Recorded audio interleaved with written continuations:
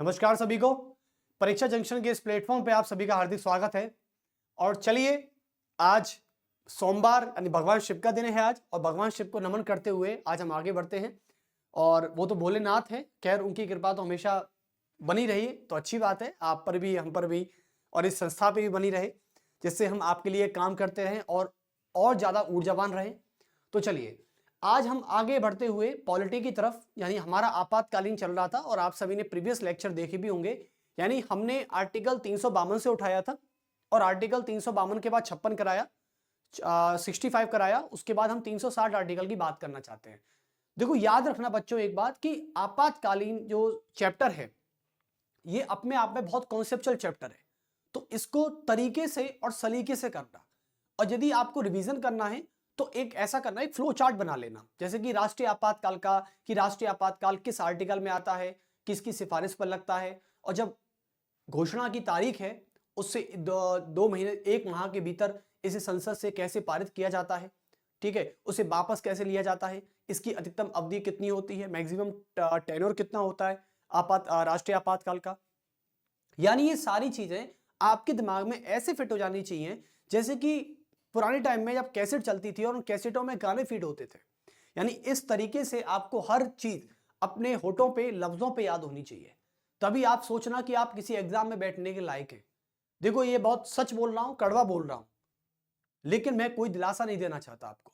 इसलिए यानी हर तरीके से जो चैप्टर कराए जा रहे हैं, जो कॉन्सेप्चुअल के साथ चैप्टर कराए जा रहे हैं, उन कॉन्सेप्टों को एक बार यहां सच तरीके से देख लेना, ताकि आने वाले एग्जाम हॉल में जब आप बैठे तो आपके पैर नहीं कांपने चाहिए, आपके माथे से पसीना नहीं आना चाहिए, और कभी कभी तो हाथ भी इतने कांपते हैं कि OMR भी नहीं भरी जाती है, और कभी कभी किसी की तो एज हो जाती है, लास्ट अटेम्प्ट होता है।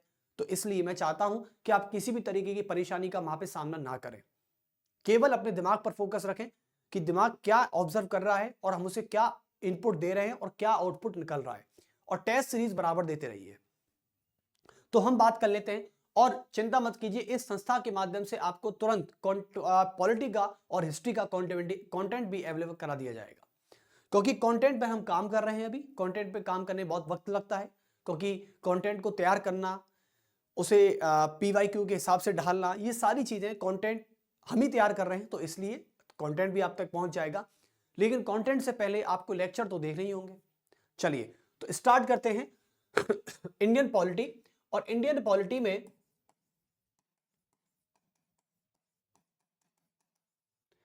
पॉलिटी में मैं बात करना चाहता हूं आपातकालीन प्रावधान की, यानी इमरजेंसी प्रोविजन, या इमरजेंसी नाम का चैप्टर जो है हमारे संविधान में, वो किस तरीके से काम करता है।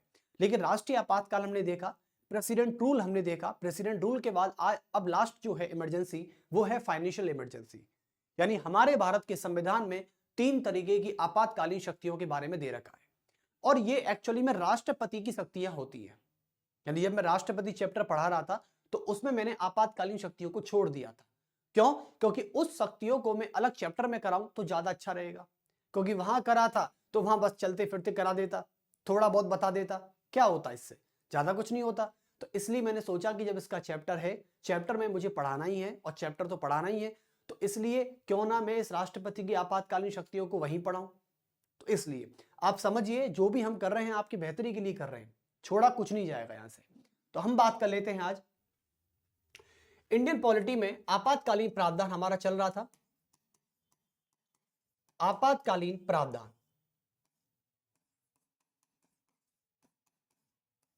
और आपातकालीन प्रावधान इमरजेंसी प्रोविजन। ओके, चलिए, तो हम आर्टिकल 360 की बात करने वाले हैं आज।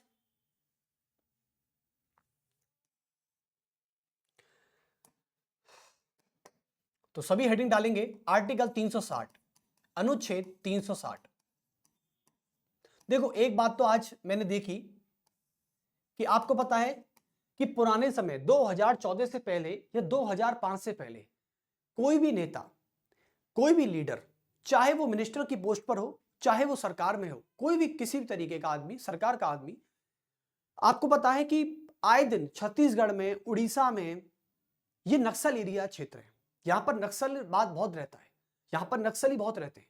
वो हमेशा किसी ना किसी ऑफिसर को और किसी ना किसी लीडर को, गवर्नमेंट को टारगेट बनाते हैं। और नक्सलवाद की गलती नहीं है, क्योंकि नक्सलों जो नक्सली इलाके होते हैं उन नक्सल इलाकों में जो लोग रहते हैं वो अपनी मांगों को, अपनी डिमांड को कंप्लीट करने के लिए लीडर से क्या करते हैं, मांग करते हैं, क्या करते हैं, डिमांड करते हैं। और उनकी जो डिमांडें होती हैं वो थोड़ी बहुत जायज भी होती हैं और थोड़ी बहुत नाजायज भी होती हैं। तो कुल मिला के जब पहले कोई 2005 या 2004 से पहले या 2014 से पहले कोई भी नेता या कोई भी ऑफिसर नक्सल क्षेत्र में जाने से डरता था, लेकिन आज हमारे भारत के गृह मंत्री अमित शाह नक्सल एरिया में गए हैं और वहां पे करीबन 3 से 4 दिन बिताएंगे और नक्सल एरिया के कैंपों में रहेंगे। ये कितनी बड़ी बात है कि एक देश का गृह मंत्री जो इस बात का उसे कतई डर नहीं है कि मेरे ऊपर हमला भी हो गया तो, लेकिन वो जा रहा है नक्सलवाद को खत्म करने। तो हमारे भारत के गृह मंत्री अमित शाह जी आज छत्तीसगढ़ के दौरे पर हैं और वहां पर वो जनता को संबोधित करते हुए कह रहे हैं कि 31 मार्च 2026 को हम पूरे भारत को नक्सल मुक्त बना देंगे। बहुत बड़ी बात है कि भारत का कोई लीडर, और इतना बड़ा लीडर जिसके हाथ में पूरा रक्षा विभाग है, रक्षा मतलब जो भारत का बॉर्डर है, नक्सल एरिया क्षेत्र है, ये भारत के गृह मंत्रालय के अधीन आता है। तो इसलिए आज सोचिए वहां का जिला कलेक्टर भी नक्सल एरिया क्षेत्रों में नहीं जाता। क्यों नहीं जाता? क्योंकि खबर भी आई थी कि एक जिला कलेक्टर था, छत्तीसगढ़ कैडर था उसका, और छत्तीसगढ़ में जो जनता को सभा संबोधित कर रहा था वो मुझे अवसर याद नहीं है, तो उस समय क्या होता, उस नक्सल जो लोग थे वो कलेक्टर को ही उठा के ले गए और कलेक्टर को उठाने के बाद सरकार को क्या दे दी, धमकी दे दी कि अपने अधिकारी को बचाना है तो हमारी मांगों को मान लीजिए।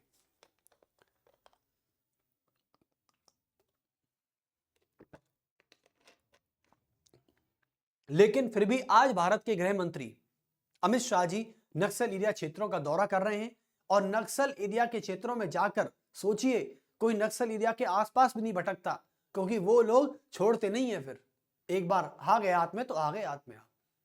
चलिए तो अब बात कर लेते हैं अनुच्छेद 360 की। तो चैप्टर पर हम आने से पहले अनुच्छेद 360 के बारे में इतना बता देना चाहते हैं कि हमारे भारत के संविधान में अनुच्छेद 360 वित्तीय आपातकाल का प्रावधान करता है। और वित्तीय आपातकाल का मतलब होता है फाइनेंशियल इमरजेंसी। क्या है? Financial emergency. यानी फाइनेंशियल इमरजेंसी हमारे भारत में तब लगाई जाती है जब भारत की अर्थव्यवस्था, भारत की मुद्रा यानी उसकी करेंसी, उसकी इकोनॉमी और उसकी साख कंट्रोल से बाहर हो जाती है या गड़बड़ा जाती है, तब भारत में वित्तीय आपातकाल प्रावधान किया जाता है और पूरे देश में फाइनेंशियल इमरजेंसी लगा दी जाती है। जैसे कैसे? राष्ट्रपति को यदि ये लगे, राष्ट्रपति को प्रधानमंत्री की सिफारिश पर यदि लगता है कि पूरे देश की मुद्रा, पूरे देश की अर्थव्यवस्था या उसकी साख नियंत्रण से बाहर हो गई है या भारत की अर्थव्यवस्था में गड़बड़ा गई है, तो अपनी संतुष्टि के तहत वह पूरे देश में प्रधानमंत्री की सिफारिश पर वित्तीय आपातकाल की घोषणा कर सकता है। तो आप लिख सकते हैं कि यह वित्तीय आपातकाल का प्रावधान करता है, वित्तीय आपातकाल। और वित्तीय आपातकाल भारत में तब लगाया जाता है जब राष्ट्रपति को यह लगता है कि पूरे भारत की अर्थव्यवस्था, उसकी मुद्रा या उसकी साख नियंत्रण से बाहर या गड़बड़ा चुकी है या अस्थिर हो चुकी है, तो ही राष्ट्रपति प्रधानमंत्री की सिफारिश पर पूरे देश में वित्तीय आपातकाल की घोषणा कर सकता है। तो चलिए लिख देते हैं स्टेटमेंट को। क्या जब पूरी चीज हमने समझ ली है इस स्टेटमेंट में, तो लिखने में क्या देरी। चलिए, तो वित्तीय आपातकाल में हम लिख सकते हैं कि यदि भारत के राष्ट्रपति को लगे, यदि भारत के राष्ट्रपति को यह महसूस है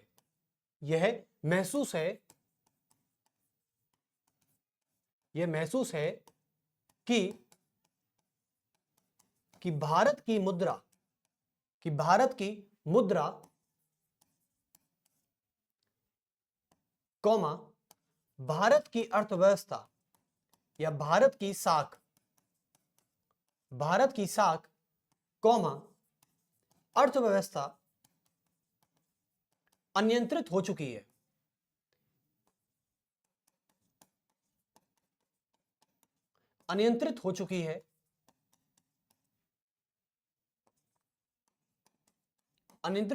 है, या अस्थिर हो चुकी है, या अस्थिर हो चुकी है, अस्थिर हो चुकी है, तो मंत्रिमंडल की लिखित सिफारिश पर, तो मंत्रिमंडल की सिफारिश पर, तो मंत्रिमंडल की सिफारिश पर, मंत्रिमंडल की सिफारिश पर भारत का राष्ट्रपति, राष्ट्रपति पूरे देश में, पूरे देश में वित्तीय आपातकाल की घोषणा कर सकता है, वित्तीय आपातकाल की घोषणा कर सकता है, घोषणा कर सकता है। यानी यह स्टेटमेंट बहुत ही सीधा और बहुत ही सादा है।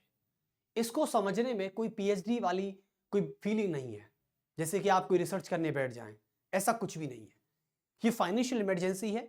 आपको लगता है जैसे कि एक समय क्या था कि वियतनाम में क्या था कि वियतनाम की सरकार ने, वहां पे बहुत ज्यादा महंगाई हो गई थी, वियतनाम में बहुत ज्यादा महंगाई हो गई थी, और महंगाई के कारण क्या होता है बच्चों की, वियतनाम की सरकार अपनी सेंट्रल बैंक से यह कहती है कि नोट छापिए, नोट छापिए। तो वियतनाम की सेंट्रल बैंक ने वहां पे नेशनल करेंसी को छापना स्टार्ट कर दिया, और नेशनल करेंसी को छापने से यह हुआ कि महंगाई तो कम नहीं हुई बल्कि मुद्रा की वैल्यू और गिर गई। जब करेंसी की वैल्यू गिरती है तो करेंसी की वैल्यू गिरने से देश की आर्थिक स्थिति और ज्यादा बिगड़ जाती है। जैसे आज मान लो भारत का सेंट्रल बैंक है आरबीआई, आरबीआई ये सोचे कि लोगों पर पैसे नहीं है, लोगों पर बेरोजगारी है, ठीक है, तो ऐसा करते हैं कि एक महीने हम पैसे छाप देते हैं और लोगों में बांट देते हैं, शायद ये हो जाएगा कि हमारी भारत की आर्थिक स्थिति बढ़ जाएगी। आपको यदि ऐसा लगता है कि यदि सेंट्रल बैंक नोट छापना प्रारंभ कर दे तो हमारे देश से गरीबी, हमारे देश से बेरोजगारी, हमारे देश से महंगाई ये मिट जाएगी, ऐसा नहीं है। यदि देश का सेंट्रल बैंक नोट छापना स्टार्ट कर देगा जो कि बिना किसी कारण से, तो याद रखना आपकी जेब में, यदि जिस दिन आरबीआई ने नोट छापना स्टार्ट कर दिया बिना किसी कारण से और केवल बेरोजगारी को मिटाने के लिए, गरीबी को मिटाने के लिए, जीडीपी को बढ़ाने के लिए, है ना, इस तरीके से उसने स्टार्ट कर दिया, तो याद रखना वैल्यू की, नोट की वैल्यू कुछ नहीं रह जाएगी। यानी वियतनाम में यह हुआ कि लोगों के जो नोट थे 100-100 रुपए के, वो सड़क पर पड़े थे। भाई आप ये बताइए, यदि आरबीआई आज 1000 रुपए के नोट छापकर आपको बांट रहा है, 1000 रुपए के नोट, तो क्या आप 100 रुपए की वैल्यू करोगे? क्या 100 रुपए की वैल्यू करोगे ही नहीं। और ये एक बात है कि मुफ्त की चीज पचती नहीं है, चाहे पैसा हो और चाहे वो कोई भी चीज हो, मुफ्त की चीज पचती नहीं है हमेशा।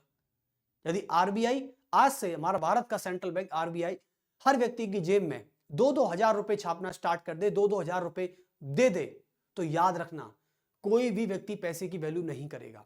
पैसे की वैल्यू तभी होती है जब व्यक्ति काम कर कर पैसा कमाता है, वही समझता है कि 10 रुपए की नोट की वैल्यू कितनी है। और कल से मैं आपको यदि 1000 रुपए के नोट बांटना स्टार्ट कर दूं तो आप कल से 10 या 20 रुपए के नोट की वैल्यू नहीं करोगे, वो सड़क पर पड़े रहेंगे, और इससे देश की आर्थिक स्थिति और ज्यादा बिगड़ जाती है। यदि आपको लगता है कि यदि हमारे देश में महंगाई है और महंगाई का केवल यही रास्ता है, तो यह गलत बात है।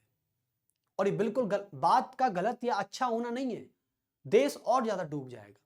पता है आपको, वियतनाम में यही हुआ। वियतनाम में लोगों ने अपने जो कम निचले नोट थे उनकी वैल्यू करना छोड़ दिया था, और 100 और 200 रुपए के नोट वियतनाम में, सिर्फ वियतनाम की सड़कों पर हवा से, आंधी से उड़ रहे हैं, लेकिन उनको उठाने वाला पैदा नहीं है।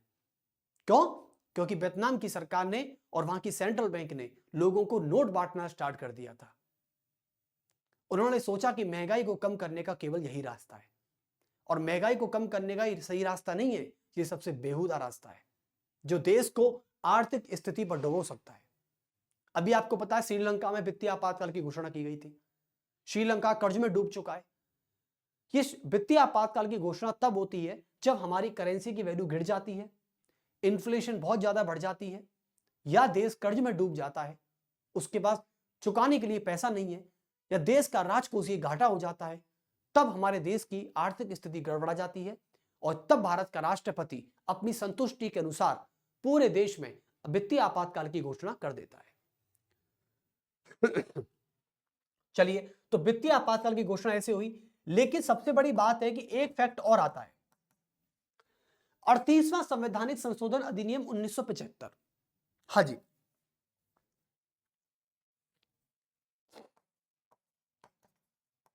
बच्चों एक 75 में क्या था कि 38वां संवैधानिक संशोधन अधिनियम 1975 इंदिरा गांधी की सरकार के समय पास किया गया था और इसमें यह कहा गया कि भारत के राष्ट्रपति की संतुष्टि किसी भी न्यायालय के न्यायिक समीक्षा से परे मानी जाती है।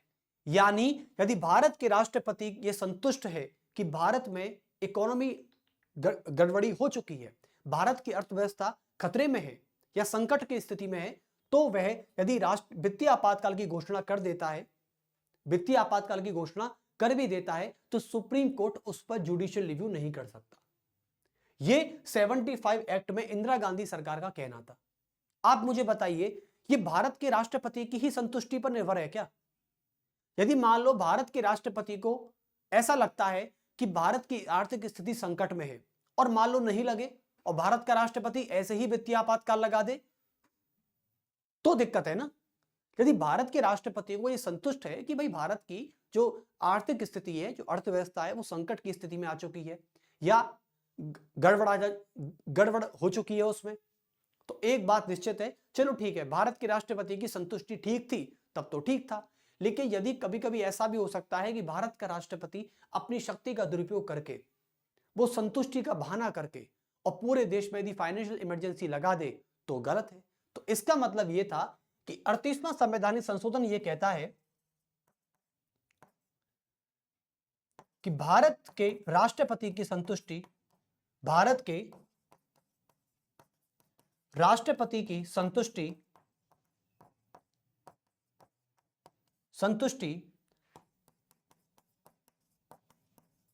वित्तीय आपातकाल की बात कर रहा हूं, भारत के राष्ट्रपति की संतुष्टि वित्तीय आपातकाल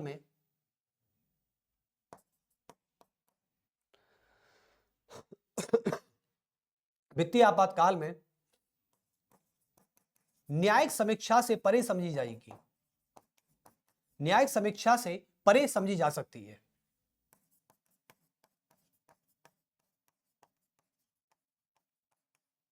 समझी जा सकती है।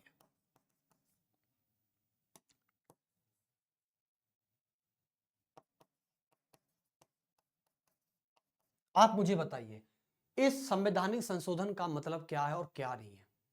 आप मुझे एक बात बताइए, इस संवैधानिक संशोधन को पढ़ने से बच्चों आपके मन में क्या ख्याल आ रहा है? हमारे संविधान में जितनी भी जुडिशरी है, सुप्रीम कोर्ट, हाई कोर्ट, हमारे संविधान में जुडिशरी की सबसे बड़ी ताकत होती है न्यायिक समीक्षा करना। और न्यायिक समीक्षा इसलिए किया जाता है ताकि हमारी सरकार के द्वारा किए गए कार्यों को नियंत्रित किया जा सके, ताकि सरकार कोई भी असंवैधानिक कार्य ना करे। और यही हम सुप्रीम कोर्ट की इस पावर को छीन लेंगे तो राष्ट्रपति कल को वित्तीय आपातकाल के नाम पर अपनी शक्तियों का दुरुपयोग करना प्रारंभ कर देगा। और इस अमेंडमेंट एक्ट में यही लिख रहा है, आप देख लीजिए। यदि भारत का राष्ट्रपति की संतुष्टि, मान लो भारत के राष्ट्रपति की संतुष्टि फेक हुई तो, और आप ऊपर से जुडिशरी से न्यायिक समीक्षा की शक्ति भी छीन रहे हो, तो उस भारत के राष्ट्रपति की जो संतुष्टि है, जो मंत्रिमंडल के कहने पर उसने लगाया है, वो मान लो सरकार अपनी शक्तियों का दुरुपयोग करना चाहती हो और सभी के पैसे काटना चाहती हो केवल आर्थिक अर्थव्यवस्था के नाम पर, तो ये तो गलत है ना। यानी इसका मतलब ये था कि इंदिरा गांधी सरकार के समय ये जब प्रावधान किया गया था तो इससे बहुत आपत्ति हुई थी, आपको बता दूं। और उस समय हमारे देश में राष्ट्रीय आपातकाल की घोषणा हो चुकी थी, ये इंदिरा गांधी ने उस समय किया था।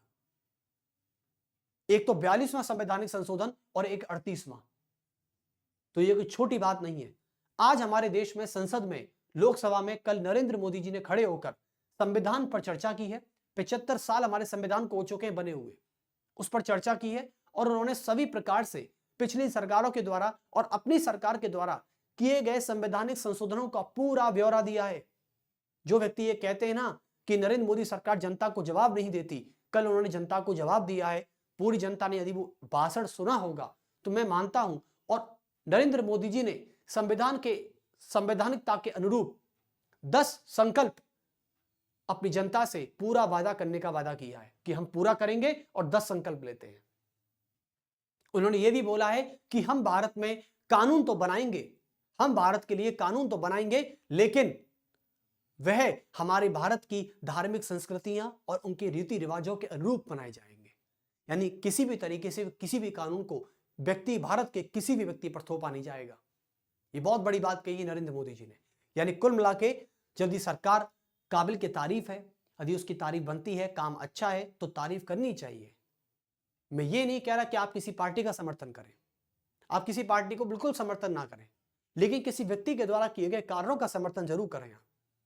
चाहे देखो, अब मैं मनमोहन की बात करता हूं, यदि फाइनेंशियल इमरजेंसी में जब पढ़ाता हूं तो हमारे पूर्व प्रधानमंत्री मनमोहन सिंह, जो हमारे भारत के पहले सिख प्रधानमंत्री थे, मैं उनकी भी तारीफ करता हूं फाइनेंशियल इमरजेंसी, क्योंकि जब वो 1992 में थे तो हमारे देश में वित्तीय आपातकाल लगने से उन्होंने ही बचाया था। वो बहुत बड़े अर्थशास्त्री रह चुके हैं भारत के जी, और एक प्रोफेसर भी रह चुके हैं इकोनॉमी के। लेकिन जो व्यक्ति अच्छा काम कर रहा है उसके लिए तारीफ करना बनता है, ठीक है। ऐसे आपके सामने जब कोई खूबसूरत नजारे आपके सामने आते हैं तो आप भी तो तारीफ करने बनता है ना। बेचारे कुछ तारीफ कर पाते हैं, कुछ तारीफ नहीं कर पाते, कुछ दिल में ही रखकर बैठ जाते हैं।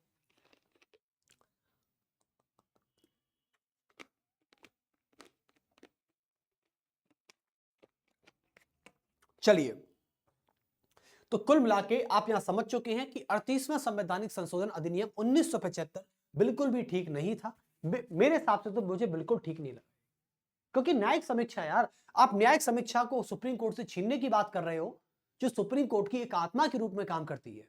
चलिए, अब आते हैं नेक्स्ट।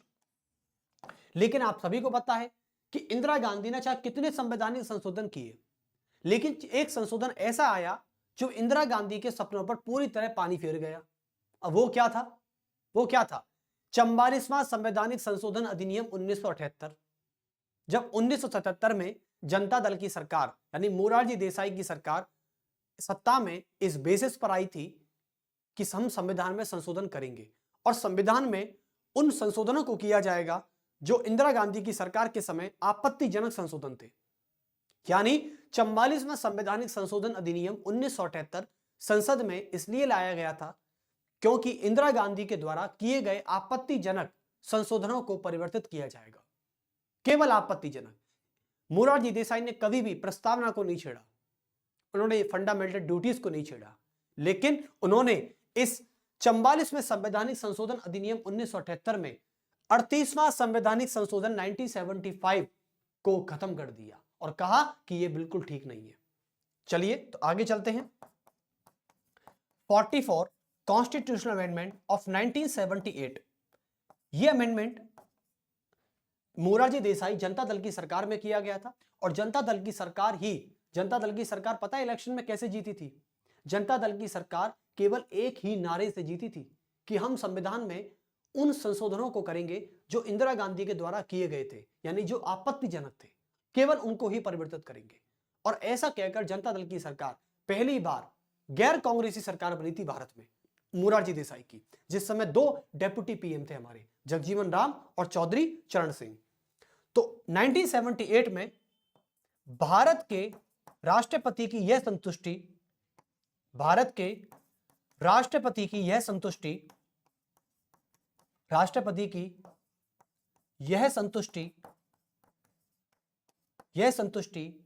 न्यायिक समीक्षा के अधीन ला दी गई। न्यायिक समीक्षा के अधीन ला दी गई। न्यायिक समीक्षा के अधीन ला दी गई।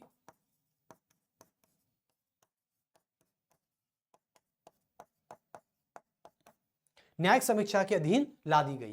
यानी कुल मिला के जो मैं कहना चाह रहा था वही मैंने बात कह दी यहां पर।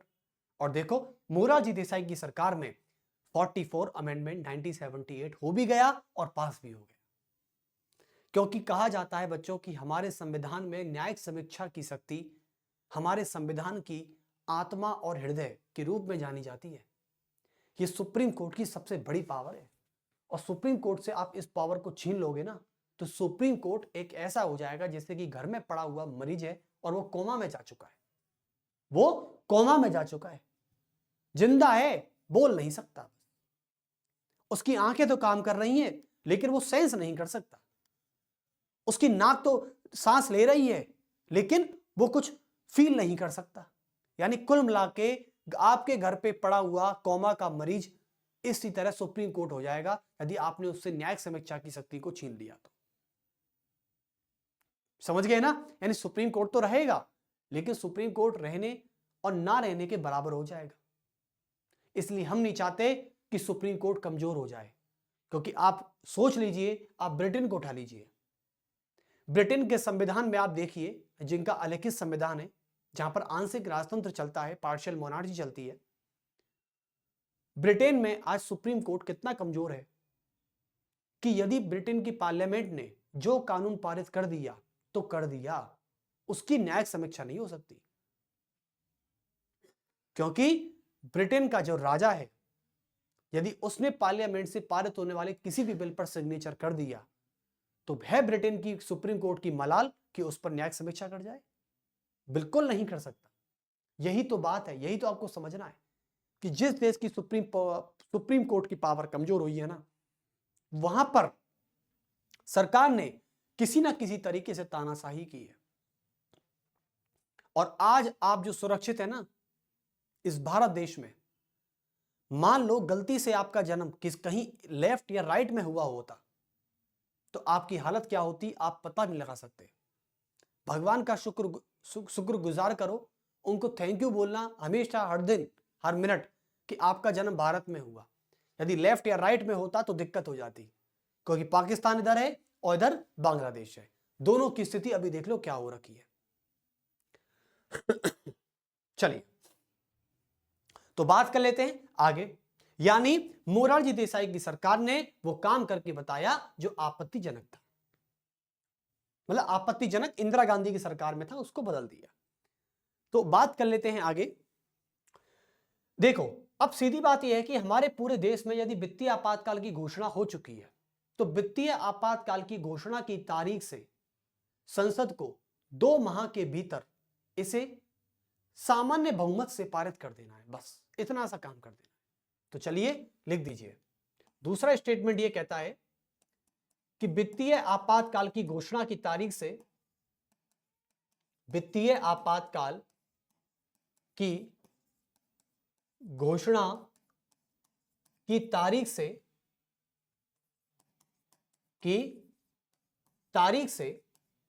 वित्तीय आपातकाल की घोषणा की तारीख से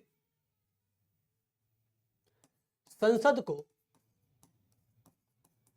को 2 माह के भीतर यानी विद इन 2 मंथ्स, 2 माह के भीतर इसे संसद के दोनों सदनों द्वारा, इसे संसद के दोनों सदनों द्वारा, संसद के दोनों सदनों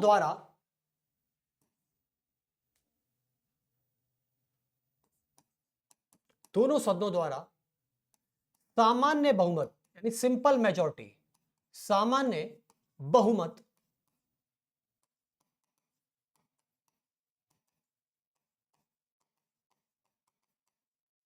सामान्य बहुमत से पारित करना आवश्यक है, पारित कराना होगा, ऐसे लिख दीजिए। ठीक है, और कितने माह के भीतर? 2 माह के भीतर। तो क्वेश्चन आपसे यह बनेगा कि जो वित्तीय आपातकाल की घोषणा से संबंधित जो बिल होता है वो संसद के दोनों सदनों द्वारा विशेष बहुमत से पारित होता है या सामान्य बहुमत से, और कितने समय के बाद ऐसा होता है? तो 2 माह के समय के बाद होता है, यानी 2 माह के भीतर इसको लाना होता है संसद में। चलिए उसके बाद और इसे सामान्य बहुमत से पारित होना होता है। और आपको बता दूं आज हमारे देश में, यानी आज के दिन, आज हमारे देश में 1 नेशन 1 इलेक्शन से जुड़ा बिल आने वाला है। उसे संसद के दोनों सदनों का विशेष बहुमत और 15 राज्यों के विधानमंडल की सामान्य सहमति आवश्यक है। यदि ये ऐसा हो गया तो पूरे देश में जल्दी ही एक देश एक चुनाव किए जाएंगे। लोकसभा और आने वाले सभी विधानसभा चुनावों जो होंगे वो एक समय पर एक साथ होंगे। ठीक है, इससे हमारे देश में लगने वाला पैसा बचेगा, समय बचेगा, और जो सिक्योरिटी फोर्सेस उस समय जो इलेक्शंस की निगरानी करती है, यानी पुलिस के द्वारा जो ड्यूटी चार्ज होगा वो भी घट जाएगा, और जितनी भी योजनाएं, जितनी भी स्कीम्स इंपैक्ट होती हैं जो जनता तक नहीं पहुंच पाती ड्यूरिंग इलेक्शन, वो सब पहुंचेंगी समय पर। तो कुल मिला के इससे फायदे फायदे, नुकसान इससे ज्यादा मुझे लगता नहीं है। लेकिन अभी भारत के गृह मंत्री अमित शाह ने एक बात बोली है कि एक देश एक चुनाव यह भारत के संघीय संविधान के ढांचे को प्रभावित नहीं करता है। क्योंकि किसी व्यक्ति ने कहा होगा कि एक देश एक चुनाव जो है यह भारत के संघीय ढांचे को प्रभावित कर रहा है। तो अमित शाह गृह मंत्री जो हमारे भारत के, उन्होंने एक बात बोली कि एक देश एक चुनाव, one nation one election, Bharat के संविधान के संघीय ढांचे को किसी भी प्रकार से क्षतिग्रस्त नहीं करता। बहुत अच्छी बात। चलिए अब आते हैं तीसरे स्टेटमेंट पर। तीसरा स्टेटमेंट क्या कह रहा है बच्चों? देखो, 2 माह के भीतर संसद से सामान्य बहुमत से आवश्यक है। अच्छा, इसको वापस लेने के लिए किसी भी प्रकार के राष्ट्रपति की पूर्व मंजूरी आवश्यक नहीं है, संसद भी इसे वापस ले सकती है। तो लिख देंगे कि इस आपातकाल को वापस लेने के लिए, इस आपातकाल को वापस लेने के लिए, हां लेकिन याद रखना एक बात मेरी, राष्ट्रीय आपातकाल नेशनल इमरजेंसी को वापस लेते समय राष्ट्रपति की पूर्व मंजूरी आवश्यक है। तो इस आपातकाल को वापस लेते समय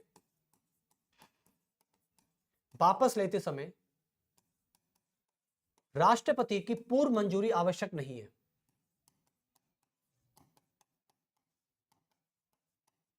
पूर्व मंजूरी आवश्यक नहीं है।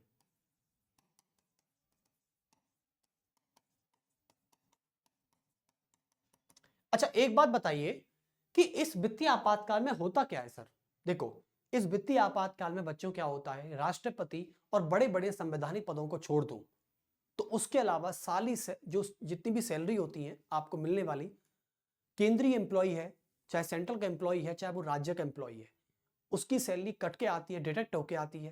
पहली बात, यहाँ पे आपको टैक्स भी ज्यादा देना पड़ सकता है ताकि राजकोषीय घाटे को ऊपर लाया जा सके, इन्फ्लेशन को कम किया सके। तो वित्तीय आपातकाल से निपटने का एक ही तरीका है कि महंगाई को कम करिए, सैलरी को डिडक्ट करिए, ठीक है, टैक्स को ज्यादा बढ़ा दीजिए। अब जैसे राष्ट्रपति है, राष्ट्रपति की सैलरी नहीं कटती, ठीक है, वो एक्सेप्शन मान सकते हैं। ओके, नेक्स्ट आपको बता दूं, नोट है ये हमारे लिए। ये क्या है? एक नोट हो सकता है। अब इसको नोट डाल के लिखना है एक बार।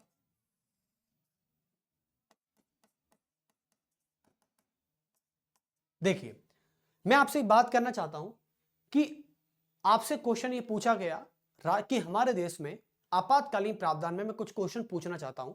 आप मुझे बताइए कि हमारे देश में कितनी बार अब तक नेशनल इमरजेंसी लग चुकी है, यानी आर्टिकल 352 का अब तक भारत में कितनी बार प्रयोग हो चुका है सफल तरीके से?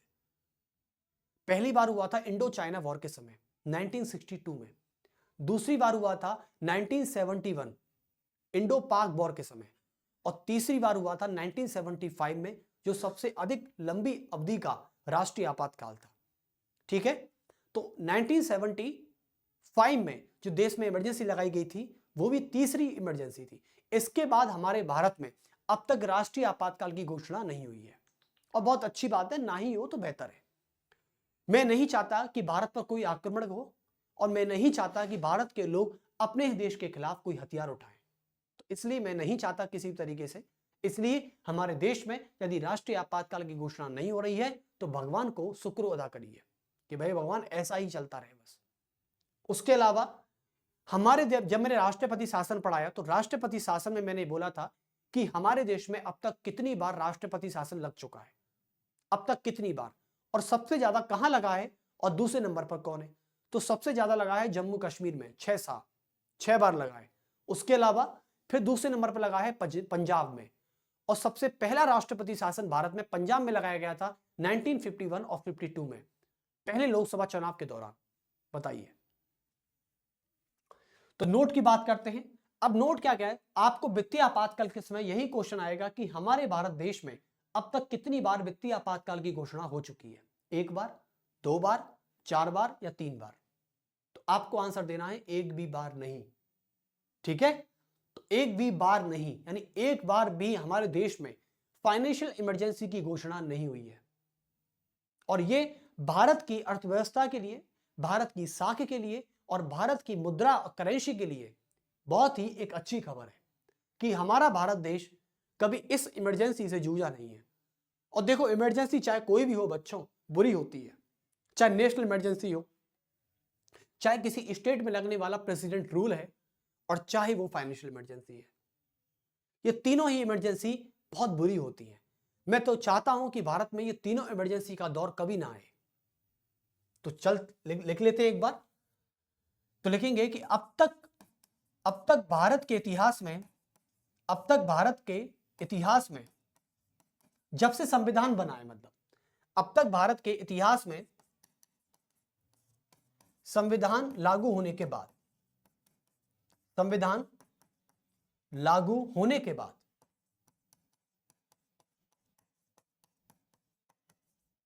अब तक भारत के इतिहास में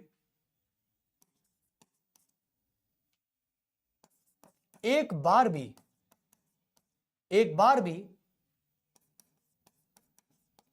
वित्तीय आपातकाल की घोषणा नहीं की गई। वित्तीय आपातकाल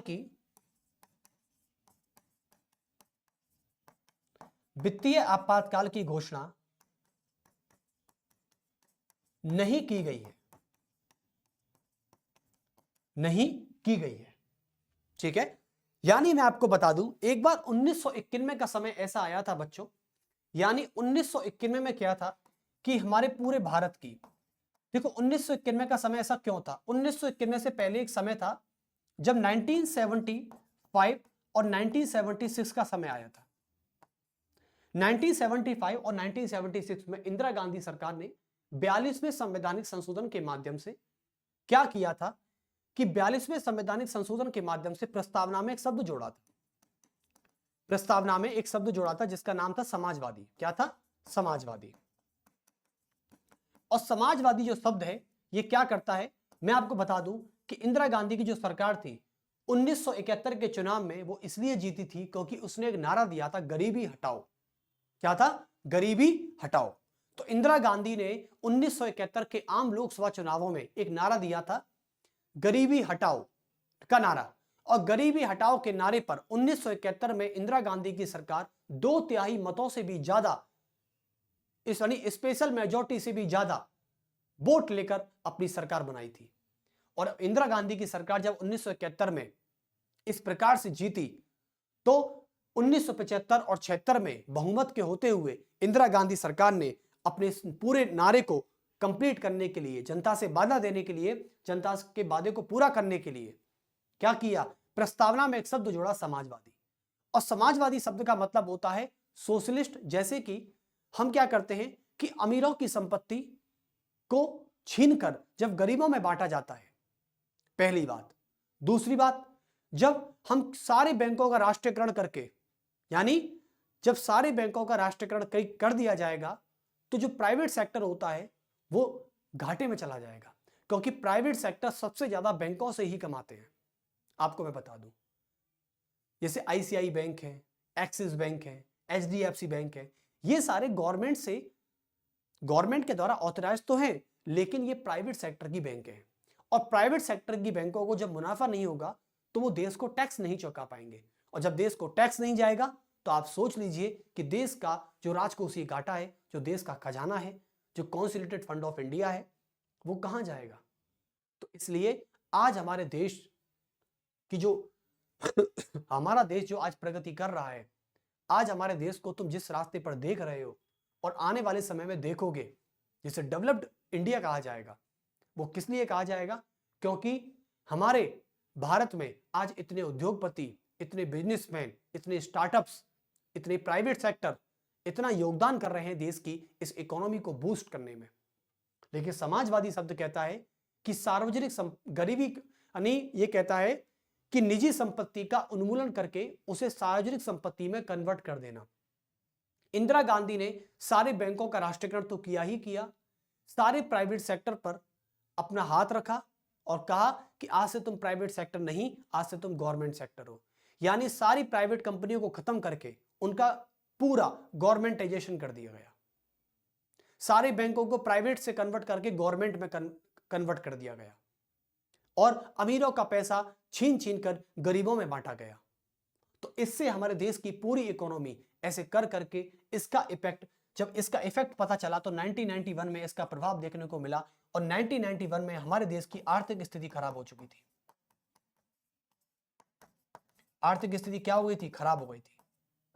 मुझे ऐसा लगता है कि 1975 में जो किया गया काम था ना इंदिरा गांधी के द्वारा, शायद यही काम था। और उस समय इंदिरा गांधी की सरकार ने जब सारी निजी संपत्तियों यानी प्राइवेट प्रॉपर्टी का वॉल्यूशन करके अमीरों से पैसा छीन छीन कर गरीबों में बांटा, प्रिवी पर्स खत्म कर दिया। क्योंकि प्रिवी पर्स इसलिए खत्म किया कि राजाओं को मिलने वाले जो वेतन थे, जो बेसिस अधिकार थे, जो वेतन था, भत्ता था, बेसिस अधिकार थे, उन सभी को खत्म करके उन्हें गरीबों में बांटा गया। सारी प्राइवेट फैक्ट्री को बंद करके उनको गवर्नमेंटाइजेशन कर दिया गया। अब मुझे बताइए, जिस देश से आप सारे प्राइवेट सेक्टर खत्म कर दोगे तो प्राइवेट सेक्टर कमाता है अपने लाभ के लिए, और जब वो कमाएगा ही नहीं तो लाभ क्या? कुछ नहीं होगा लाभ का। और जब लाभ का कुछ नहीं होगा तो इसका मतलब यह है कि कोई भी टैक्स देने को तैयार नहीं होगा। आज आपको पता है पूरे भारत देश में आज जो भी टैक्स पेयर्स हैं वो कौन है? बॉलीवुड इंडस्ट्री सबसे ज्यादा टैक्स पे करती है। उसके अलावा बिजनेसमैन। आपको लगता है कि भारत देश गवर्नमेंट एम्प्लॉय से चल रहा है, तो ये गलतफहमी है आपकी।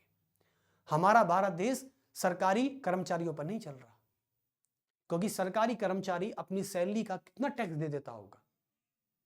बताइए कितना टैक्स दे देता होगा? जिसकी सैलरी 60 से 70 हजार है वो कितना टैक्स दे देगा?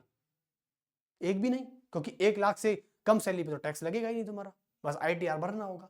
लेकिन मुझे एक बात बताइए कि हमारा देश क्या सरकारी कर्मचारियों से चल रहा है? नहीं। हमारे देश में जो हमारे देश की पूरी इकोनॉमी है वो चल रही है तो ओनली ऑन बॉलीवुड, पॉलिटिशियन और बिजनेसमैन की वजह से। आपको मैं बता दूं, यदि बिजनेसमैन और बड़े बड़े उद्योगपति और बॉलीवुड को आज बंद कर दिया जाए ना, तो आज हमारे देश में इतनी भुखमरी आ जाएगी कि आपको मैं बता रहा हूं कि रोटी तो छोड़िए, एक टाइम का पानी पीने तक को मिल जाए तो मुझे बता देना, पानी भी नहीं मिलेगा नसीब से। यह हालत हमारे देश की हो जाएगी। आपको क्या लगता है कि मुकेश अंबानी कितना टैक्स पे करते होंगे? रतन टाटा की कंपनी कितना टैक्स पे करती होगी? आज जो हमारे देश में फॉरेन कंपनियां आकर इन्वेस्ट कर रही हैं, उनका पैसा जब टैक्स के रूप में जाता है सरकार को, कितना जाता होगा? बताइए कितना जाता होगा? 1000 करोड़, 2000 करोड़? नहीं, लाख करोड़ में टैक्स जाता है। कितना? लाख करोड़ में टैक्स जाता है। तो इसका मतलब यह है कि हमारा देश आज सरकारी कर्मचारियों से नहीं बल्कि उद्योगपतियों से, बिजनेसमैन से और बॉलीवुड इंडस्ट्री से चल रहा है, जो स्टार्टअप से चल रहा है। तो कुल मिला के 1991 में भारत के वित्त मंत्री रहे मनमोहन सिंह ने हमारे देश की आर्थिक स्थिति को संभाला, और आर्थिक स्थिति को संभालने के बाद यानी उस हमारे भारत में लगने वाले इस धब्बे से बचा लिया कि वित्तीय आपातकाल की घोषणा हुई है। अब तक हमारे देश में एक भी बार फाइनेंशियल इमरजेंसी की घोषणा नहीं की गई है, और ये बहुत ही अच्छी खबर है और बहुत ही ऐतिहासिक खबर है। ये इतिहास में नाम दर्ज है इसका कि अब तक हमारे भारत देश में, आपको पता है अमेरिका भी फाइनेंशियल इमरजेंसी को झेल चुका है, अमेरिका भी फाइनेंशियल इमरजेंसी को झेल चुका है, लेकिन अब तक हमारे भारत ने नहीं झेली।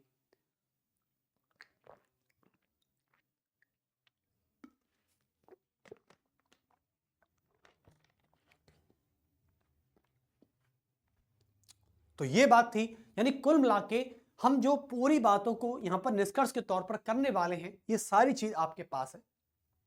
चलिए, तो एक्चुअली में समाजवादी शब्द, अब इसको क्या किया गया, समाजवादी शब्द में अब जो बात कही जाती है, समाजवादी शब्द एक्चुअली में अब मिश्रित अर्थव्यवस्था पर चलता है। किस पर चलता है? मिश्रित अर्थव्यवस्था पर। यानी आज हमारे भारत की जो इकोनॉमी है वो गांधीवाद यानी गांधी की और कार्ल मार्क्स की थोड़ी बहुत विचारधारा पर काम करती है। ठीक है, दोनों की विचारधारा पर काम करती है। यानी कुल मिला के आज हमारे भारत की इकोनॉमी पूरी तरह समाजवादी नहीं है, यानी कुल मिला के मिश्रित है। इसमें प्राइवेट भी है तो इसमें गवर्नमेंट भी है, और आपको पता है 1991 में हमारे भारत देश में 3 चीजों को लागू किया गया, यानी भारत की इकोनॉमी में, जिसे वर्ल्ड बैंक, यदि आज हमारे देश का वर्ल्ड बैंक नहीं होता, मैं आपको बता दूं, वर्ल्ड बैंक ने हमारी इतनी मदद की कि 1991 में उसने सुझाव दिया कि भारत 3 चीजें लागू कर दे तो भारत में कभी भी आर्थिक स्थिति गिर नहीं सकती। क्या कर दे? तो भारत में उस समय 1991 में पीवी नरसिम्हा राव सरकार के समय 3 चीज लागू की गई थी। पहला था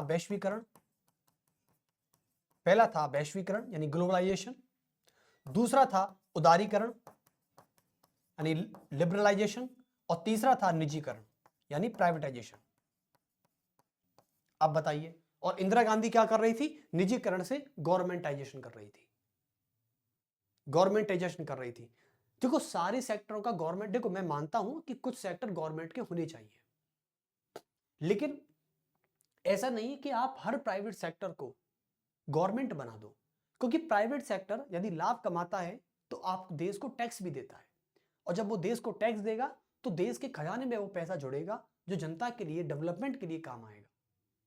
वरना अमीरों के पास तो बहुत पैसा है, वो अपना विकास खुद कर लेंगे, लेकिन इस भारत देश में और भी लोग हैं जो मध्यम परिवार से आते हैं, जो गरीब परिवार से आते हैं, उनके लिए डेवलपमेंट कहां से होगा? वो यहां से होता है। कहां से होता है? यहां से, क्योंकि ये लोग जब पैसा बढ़ते हैं तो आपको सैलरी मिलती है। आज हमारे भारत में सरकारी कर्मचारियों को मिलने वाला वेतन कहां से मिलता है? मुझे बताइए। ये सरकारी कर्मचारियों को जो वेतन मिलता है, जो फैसिलिटी मिलती है ना, ये सारे बिजनेसमैन की वजह से मिलती है, क्योंकि बिजनेसमैन भर भर के सरकार को टैक्स देते हैं और उसी टैक्स से आपको पैसा मिलता है, सैलरी का।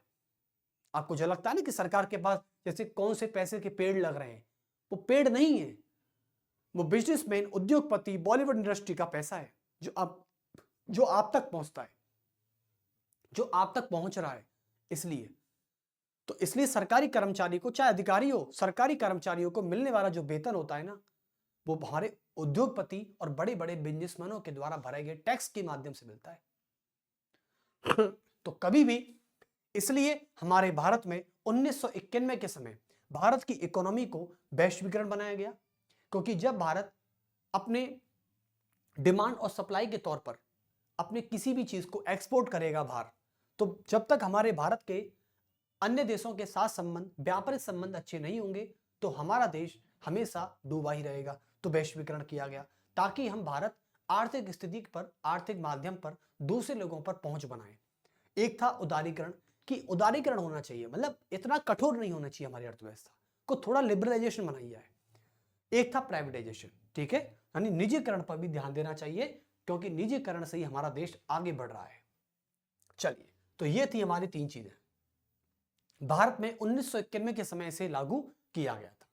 चलिए, तो ये था आपका पूरा वित्तीय आपातकाल, यानी हमने आपातकालीन प्रावधान और आपातकालीन जो 3 प्रकार का था, राष्ट्रीय आपातकाल, राष्ट्रपति शासन, और तीसरा था वित्तीय आपातकाल। 352 आर्टिकल, इनको याद रखना बच्चों, यानी मैं कुल बता देना चाह रहा हूं कि हमारे आपातकालीन में जो एक आपातकालीन था, इस आपातकालीन में 3 आर्टिकल बहुत इंपॉर्टेंट है। एक आपका था आर्टिकल 352,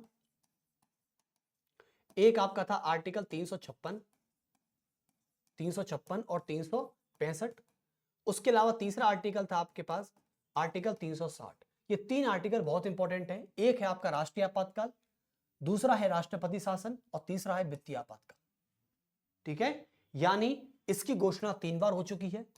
रिवीजन ऐसे करना हो तो ऐसे करिए, 3 बार इसकी घोषणा हो चुकी है। कब कब हो चुकी है? 1962 में हो चुकी है, 1971 में और 1975 में। ऐसे करिए याद। और 1 माह के भीतर संसद से विशेष बहुमत से आवश्यक होता है और राष्ट्रपति की पूर्व मंजूरी से इसे वापस लिया जा सकता है। और दूसरी बात, इसे संसद के 1 माह के भीतर इसे पास करना अति आवश्यक होता है। यदि और राष्ट्रीय आपातकाल की कोई निश्चित सीमा नहीं होती, इसे हर 6 महीने के बाद बढ़ाया जा सकता है। चलिए, ऐसे राष्ट्रपति शासन था और ऐसे वित्तीय आपातकाल था। बस अंतर इतना है कि इसे 1 माह के भीतर पास करना होता है, इसे 2 माह के भीतर पास करना होता है। ठीक है, और इसकी मैक्सिमम जो अवधि होती है वो कितनी होती है? लगभग 6 माह की होती है, 6 माह की अवधि होती है इसकी। चलिए, तो वित्तीय आपातकाल जो चैप्टर था, चैप्टर मतलब आपातकालीन प्रावधान नाम का चैप्टर आपका पूरा खत्म हुआ। और ये पूरा फिनिश हुआ आपके पास। पूरी पीडीएफ को आप पॉज करके देख सकते हैं बार बार, किसी भी तरीके से कोई भी दिक्कत नहीं है। और ये वाले अमेंडमेंट्स आप जरूर एक बार रिवीजन कर लेना इसको, क्योंकि ये अमेंडमेंट पूछे जा सकते हैं। ये वित्तीय आपातकाल से ही जुड़े थे, इसलिए मैंने बता दिया आपको। चलिए तो फिर मिलते हैं आपसे नेक्स्ट पार्ट में और नए चैप्टर के साथ, जिसमें हम सरकार की प्रणालियों की बात करेंगे। और सरकार की प्रणाली, संघीय प्रणाली, संसदीय प्रणाली, इन सारी बातों पर चर्चा करेंगे, ठीक है, और चैप्टर को आगे बढ़ाएंगे। तो चलिए, मुझे बहुत अच्छा लगा आपके साथ। लेकिन सबसे बड़ी बात है कि वन नेशन वन इलेक्शन को लेकर हमारे पार्लियामेंट में बिल आ चुका है। उस बिल पर अभी चर्चा हो रही है, देखते हैं क्या होता है आगे। आप भी यहीं हैं, मैं भी यहीं हूं। चलिए तो फिर मिलते हैं आपसे। सभी को मेरा बहुत बहुत नमस्कार। Thank you.